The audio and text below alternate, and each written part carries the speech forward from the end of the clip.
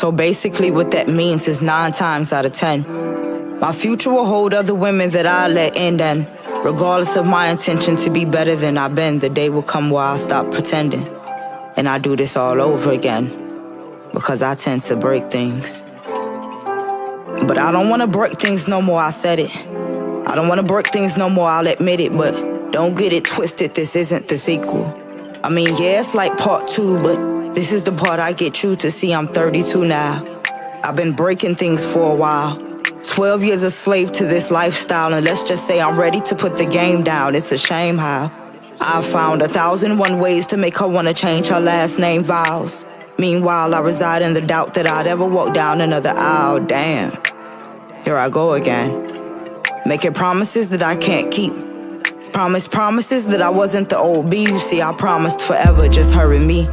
But now those promises are just a concoction of words that have no meaning. I've been meaning to get this off my chest ever since. I put my best foot forward, set some goals and work towards them, but if I trip over this pile of shit swept under this carpet one more time, I just might lose my mind, so here goes. I don't wanna break things no more. You see, this is a story all about how I broke hearts and turned worlds upside down, and I like to take a few minutes to have your ear to tell you about how in the fuck I ended up here. If I may be transparent, I think I inherited this bullshit from my parents. I think it may have been just a little bit more fair if first came love, then came marriage, then came the baby and the baby carriage, but neither of them were looking for carrots, so I was born with a heart that I didn't know how to cherish.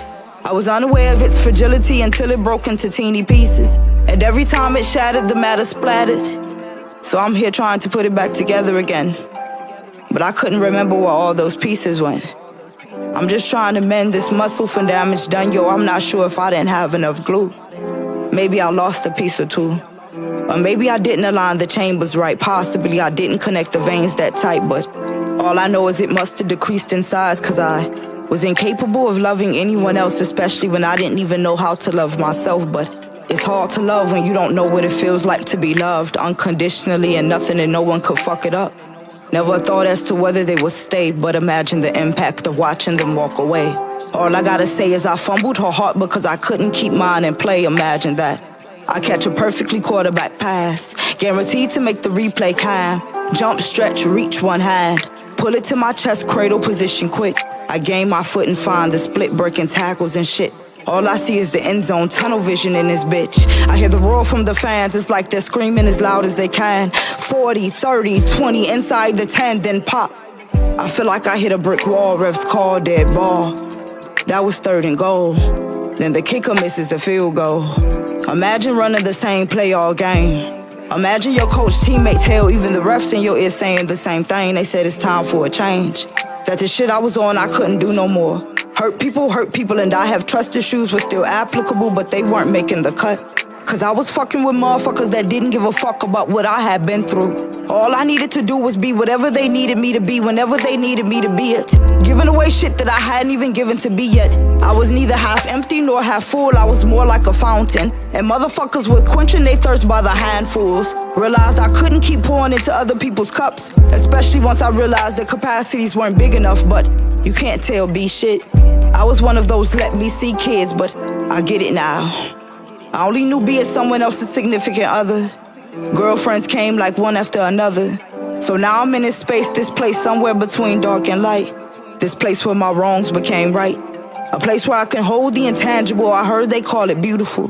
This place where I can work on B a little, so that if I ever fall in love again, I can love her with my whole heart, because I did my part to heal the wounds, the bruises, the scars. I said if it would rectify the situation, I'll list all your names and throw them in a dedication. That dedication would feature Brenda, Letitia, Linda, Felicia, Dawn, LaShawn, Inez, and Delisha, Teresa, Monica, Sharon, Nikki, Lisa, Veronica, Karen, Vicky, Cookie. I met her at an open mic night. Tanya, Diane, Lori, Caroline, Marina, Selena, Katrina, Sabrina. About 3 Kims, Latoya, and Tina. Shelly, Bridget, Cavi, Rashida, Kelly, Nicole, Angel, Juanita, Stacy, Tracy, Rana, and Rhonda, Donna, Yolanda, Tawana, and Wanda. Blame my mind, not my heart if your name isn't in it. You see, I've been writing this for a minute. Felt like I had some leftover business, and God is my witness. It's like I hadn't been through what I needed to in order to finish. And I said all that to say this: I don't wanna break things no more.